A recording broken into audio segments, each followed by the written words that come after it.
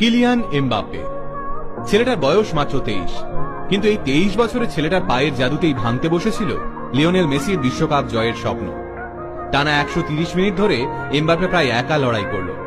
মাত্র 95 সেকেন্ডের ব্যবধানে পরপর দুটো গোল, তারপর এক্সট্রা টাইমে আরো একটা গোল করে ইতিহাস সৃষ্টি করা এমবাপ্পেকে অবশ্য বিশ্বকাপ ট্রফি ছাড়াই ফিরতে হলো দেশে।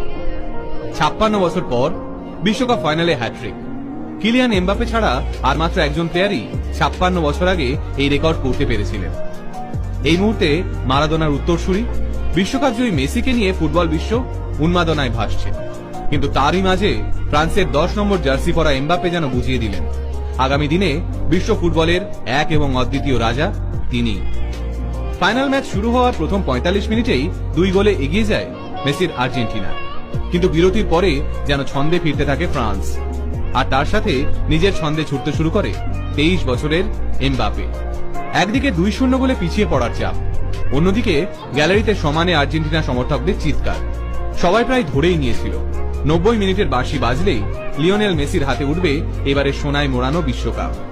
সত্যি বলতে গোটা বিশ্ব অপেক্ষা করছিল ওই মুহূর্তে, কিন্তু সবার আশায় জল ঢেলে ছন্দপতন ঘটালেন ফ্রান্স ফুটবল দলের 23 বছর বয়সী নতুন নক্ষত্র কিলিয়ান এমবাপ্পে।